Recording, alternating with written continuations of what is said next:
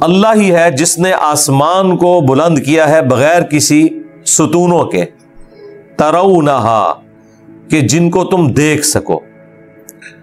دو معنی ہو سکتے ہیں کہ یہ آسمان ایسے ستونوں کے اوپر بلند ہے جنہیں تم دیکھ نہیں سکتے، اور یہ معنی بھی درست ہے کہ یہ آسمان بغیر ستونوں کے بنایا گیا ہے، بغیر ایسے ستونوں کے کہ جو تمہیں نظر آئیں، یا تم دیکھ تو رہے ہو کہ بغیر ستونوں کے ہم نے اس کو بنایا۔ اتنی اونچی چھت بغیر ستونوں کے، یہ اللہ تعالیٰ کی قدرت کا مظہر ہے۔ اس زمانے میں تو اتنی بات ہی کی جا سکتی تھی نا، لیکن آج جس طرح سائنس نے ہمیں بتایا ہے اور جو تفصیلات سامنے آئی ہیں، وہ تو انسان پاگل ہو جاتا ہے سوچ کے۔ اتنی وسیع یونیورس صرف پہلے آسمان کے نیچے کہ اس کی وسعت کا اندازہ لگانا ہی ناممکنات میں سے ہے، اور اندازہ لگا کے آپ سائڈ پہ ہوں گے، تھوڑی دیر بعد وہ اس سے بھی زیادہ ایکسپینڈ کر چکی ہوگی، یونیورس ایکسپینڈ کر رہی ہے۔ ثم استوى علی العرش، اس کے بعد اللہ تعالیٰ نے عرش پر استوا فرمایا۔ اب یہ دیکھ لیں متشابہات آ گئی ہیں، اللہ عرش پر مستوی ہوا۔ اب یہ اللہ کے سوا کسی اور ہستی کے لیے ہوتا نا تو ہم کہتے کہ وہ تخت پر بیٹھ گیا، لیکن اب عربی زبان کی وکیبلری کا بھی ایشو ہے، انسان کی زبان جو ہے بہرحال اس کی حدود ہے، تو یہاں پہ ہم ترجمہ کیا کرتے ہیں، اللہ تعالیٰ اپنے عرش پر مستوی ہوا، اس لفظ کو استوائی رہنے دیتے ہیں جیسا کہ اس کی شان کے لائق ہے۔ اس کا وہ تخت حکومت ہے، اس کا اپنے تخت حکومت پر متمکن ہونا اس طرح نہیں ہے جیسے کوئی بادشاہ کسی تخت کے اوپر یا کوئی پرائم منسٹر یا پریزیڈنٹ کسی کرسی کے اوپر بیٹھتا ہے، کیونکہ یہ پھر مثال ہو جائے گی، اور قرآن میں واضح ہے لیس کمثلہ شیء، اللہ کی مثل کوئی شے ہو نہیں سکتی۔ وسخر الشمس والقمر، اور اسی نے پابند کیا ہے سورج کو بھی اور چاند کو بھی، کل یجری لاجل مسمی، یہ سب کی سب جو اللہ تعالیٰ کی مخلوقات ہیں ایک مقررہ میعاد تک کے لیے رواں دواں ہیں۔ اللہ تعالیٰ نے سب کو کام میں لگا دیا ہے۔ آپ فرام کریشن ٹو کریٹر میری ویڈیو دیکھیں، ہو کریٹڈ گاڈ، اسی طریقے سے اللہ کون ہے، تو اس میں میں نے پوری کائنات کا تعارف کروایا ہے۔ انسان پاگل ہو جاتا ہے کہ اللہ تعالیٰ نے ان ساری کی ساری چیزوں کو نہ صرف پیدا فرمایا بلکہ کام میں بھی لگا دیا ہے، ہر چیز کو حرکت میں لگایا ہوا ہے، اور اتنی مشکل وہ حرکات ہیں کہ انسان اس حرکت کو دیکھ کے پریشان ہو جاتا ہے کہ یہ اللہ تعالیٰ نے کس طریقے سے اس چیز کو مینیج کیا ہوا ہے۔ یعنی آپ دیکھیں کہ زمین جو ہے وہ سورج کے گرد بھی چکر کاٹ رہی ہے، اور اپنے محور کے گرد بھی ساتھ پیرلل میں گھوم رہی ہے، اور پھر اپنے محور کے گرد جو گھومتی ہے اس میں جو اس کا ایکسس ہے اس میں بھی یوں بھی کرتی ہے ساتھ، جیسے لٹو جب رکنے والا ہوتا ہے یہ موشن بھی اس کی ساتھ چل رہی ہے۔ اور چوتھی موشن یہ ہے اس کی کہ وہ جب سورج کے گرد جو گھوم رہی ہے نا تو پورا نظام شمسی بھی پوری رفتار کے ساتھ پچھلے اربوں سال سے ویگا سٹار کی طرف جا رہا ہے، اور وہ جو اس کی رفتار ہے وہ انبلیویبل ہے، 1 سیکنڈ میں 1000 کلومیٹر۔ سورج 1 سیکنڈ میں 1000 کلومیٹر یوں جا رہا ہے، اور زمین جو ہے نا اس کے گرد گھوم رہی ہے، وہ ایسے تو گھوم بھی رہی ہے، ایسے بھی 1000 کلومیٹر طے کرتی جا رہی ہے۔ وہ آپ ذرا ڈسکوری چینل پہ اور نیشنل جیوگرافی پہ دیکھیں، وہ مطلب پاگل ہو جاتا ہے دیکھ کے۔ آپ کو تو صرف یہ پتا ہے کہ ایسے سے گھوم رہی ہے، نہیں، صرف ایسے نہیں گھوم رہی، وہ ساتھ ایسے بھی گھوم کے آگے بھی ٹریول کر رہی ہے، 1000 کلومیٹر 1 سیکنڈ میں بھی طے کر رہی ہے۔ پریشان۔ اور یہ تو ایک چھوٹا سا ایک آپ کو یہ سولر سسٹم نظر آ رہا ہے، اور پھر یہ پوری کائنات کتنی بڑی ہے، یہ تو اللہ تعالیٰ ہی سارے معاملات کو دیکھ رہا ہے۔ یدبر الامر، وہی تدبیر فرماتا ہے کاموں کی، یفصل الآیات لعلکم، اور وہ اپنی آیات کو کھول کر بیان کرتا ہے تاکہ لعلکم بلقاء ربکم توقنون، تاکہ تم اپنے رب سے ملاقات کا یقین کر سکو۔ یعنی اللہ تعالیٰ اپنی قدرتوں سے اتنا عیا ہے کہ اگر اللہ تعالیٰ کو کسی نے پہچاننا ہے نا تو وہ یہ قدرت کی نشانیاں دیکھ کر پہچانے گا اور وہ اس رزلٹ پہ پہنچے گا جو سورہ آل عمران میں بھی آیا، ربنا ما خلقت ھذا باطلا سبحانک فقنا عذاب النار۔ اے اللہ یہ ساری چیزیں تو نے باطل پیدا نہیں فرمائی، یقیناً پرپس فل ہیں، تو مجھے بھی کسی مقصد کے تحت ہی بنایا ہوگا، تو مجھے آگ کے عذاب سے ہمیں بچا لے، آمین۔ تو اللہ تعالیٰ ہمارا ہے کہ ان لوگوں کی نشانیاں ہیں جو اپنے رب سے ملاقات کا یقین کرنا چاہتے ہیں، ان کے لیے اللہ تعالیٰ نے نشانیاں رکھ دی ہیں۔ وَهُوَ الَّذِي مَدَّ الْأَرْضَ، اور وہی ہے جس نے زمین کو پھیلایا، وَجَعَلَ فِيهَا رَوَاسِيَ وَأَنْهَارًا، اور اس نے اس میں پہاڑ بھی رکھ دیے اور دریا بھی رواں کر دیے۔ اس کی خوبصورتی والا معاملہ تو ایک الگ سے، اس کی جو انسانی زندگی کے لیے اہمیت ہے، ان پہاڑوں کی، زمین کی سٹیبلٹی کے لیے، اور پانی جو زندگی کا نشان ہے اس پلانٹ ارتھ کے اوپر، اس کا کیا واٹر سائیکل اللہ تعالیٰ نے بنایا ہے۔ وہی سورج ہے جو سمندر کے پانی کو ایپریٹ کرتا ہے، وہی سورج ہے جس کی وجہ سے دنیا میں ہوائیں چلتی ہیں اور اس پانی کو اٹھا کے وہ زمین پہ بارش کی شکل میں برساتی ہیں اور پہاڑوں پر گلیشیئرز کی فارم میں، پھر اسی سورج کی تپش کی وجہ سے وہ برف کے گلیشیئر پگھلتے ہیں، ان میں سے پھر پانی رواں ہوتا ہے جو پہاڑوں میں سے ہوتا ہوا انسان اس کو یوز کرتے ہیں، اور زمین کے اندر بھی پانی کے دریا چلتے ہیں جو ہم زمین سے پانی نکالتے ہیں۔ تو یہ سارے کا سارا واٹر سائیکل اللہ تبارک و تعالیٰ نے رواں کیا ہے۔ وَمِن كُلِّ الثَّمَرَاتِ، اور ہر قسم کے پھلوں میں، جَعَلَ فِيهَا زَوْجَيْنِ اثْنَيْنِ، اس نے دو دو کے جوڑے بنا دیے ہیں، یعنی نباتات کے اندر بھی، پھلوں میں بھی جوڑے ہیں۔ یہ تو چند ایک لوگوں کو چیز پتا تھی نا، جو لوگ یعنی فصل کے ساتھ وابستہ تھے، انہیں یہ پتا ہے کہ جس طرح نباتات میں بھی اسی طریقے سے مذکر اور مونس والا ایشو ہے،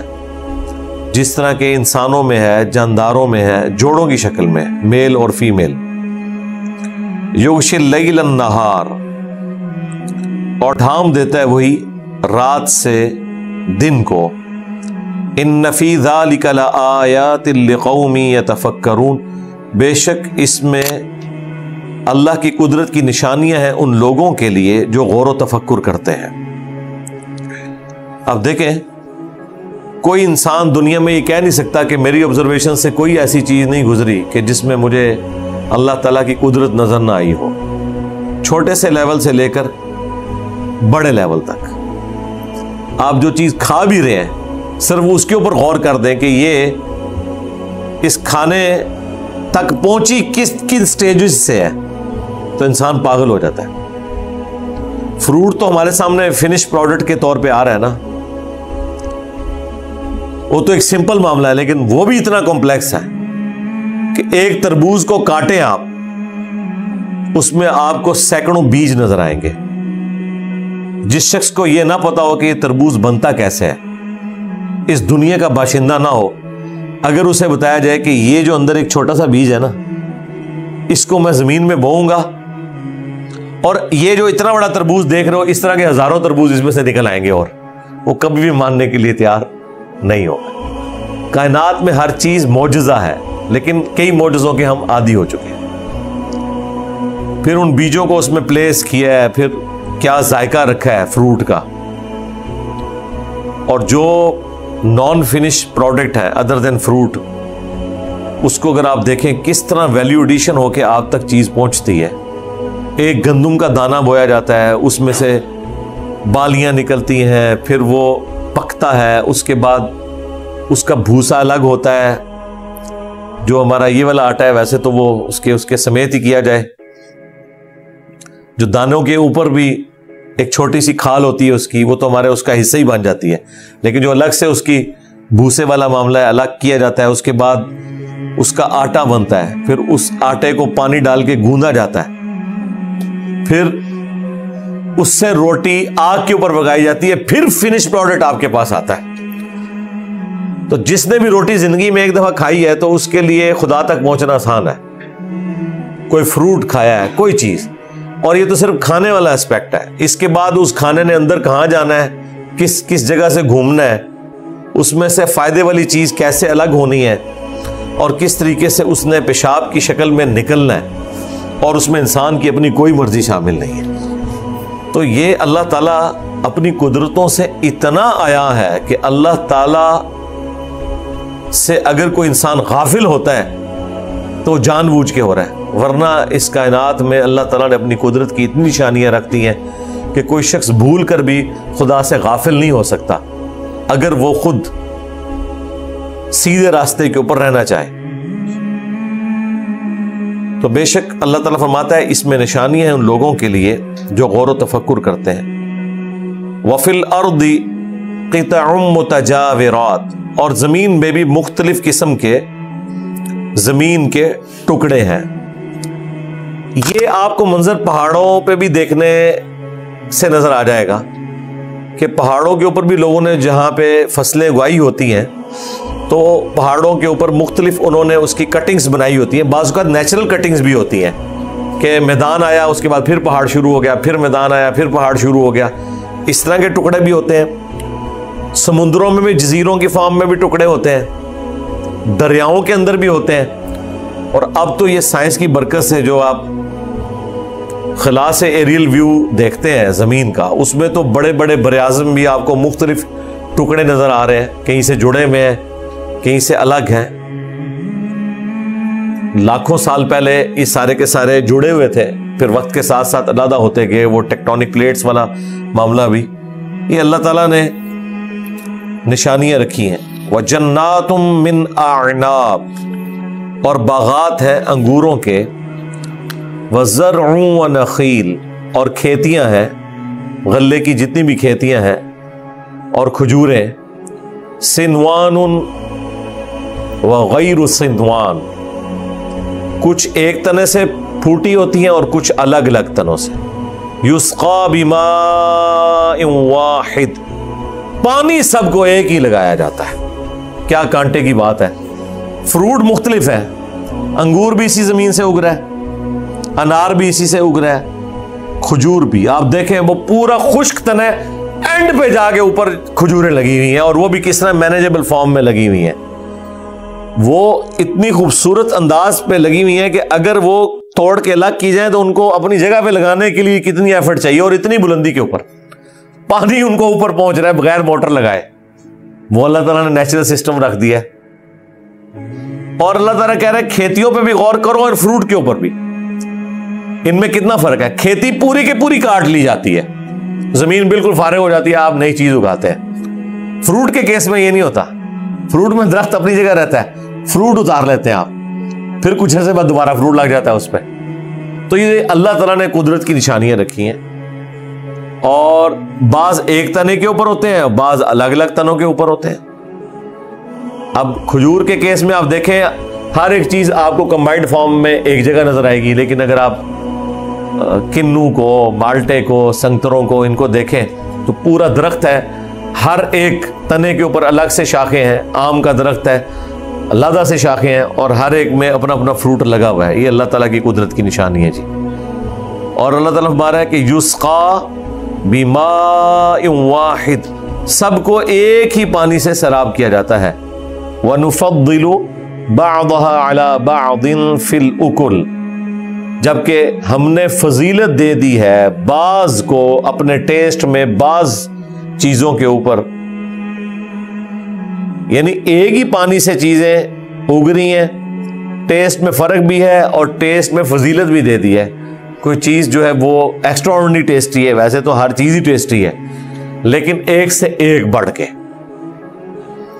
آپ آم کی اقسام ہی دیکھیں، اس کے ٹیسٹ کو آپ کمپیئر کرنا شروع کریں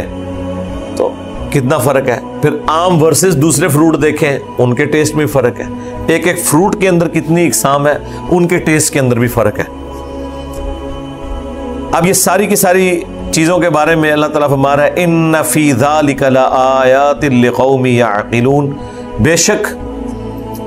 ان تمام قدرت کی نشانیوں میں وہ لوگ جو کہ عقل مند ہیں ان کے لیے نشانیاں پوشیدہ ہیں اللہ تعالیٰ کی یہ ساری قدرت کی نشانیاں۔ اب یہ ساری نشانیاں بیان کر کے اس کے بعد اینڈ رزلٹ نکالا جا رہا ہے اس سے متعلقہ کہ جو اللہ اس بات پر قادر ہے کہ اس نے بغیر ستونوں کے آسمان کو اٹھایا، جو اللہ اس بات کے اوپر قادر ہے کہ اس نے سورج کو، چاند کو اور باقی چیزوں کو کام میں لگا دیا، جس نے پہاڑ جما دیے، اس میں دریا رواں کر دیے، نباتات کی ہر چیز جوڑوں کی شکل میں بنائی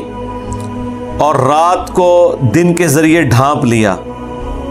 اور زمین میں مختلف قسم کی قطعات بنا دیے اور باغات بنا دیے انگوروں کے اور کھیتیاں اور کھجوریں، جبکہ سب کے سب ایک پانی سے سیراب ہوتے ہیں اور بعض کا ٹیسٹ بعض کے اوپر فضیلت رکھتا ہے۔ اور ان ساری چیزوں میں عقل والوں کے لیے نشانیاں ہیں اللہ کی قدرت کی۔ یہ ساری کی ساری نشانیوں کے بعد اللہ تعالیٰ فرما رہا ہے جس اللہ نے یہ سب کچھ کیا ہے اس کے لیے کیا یہ چیز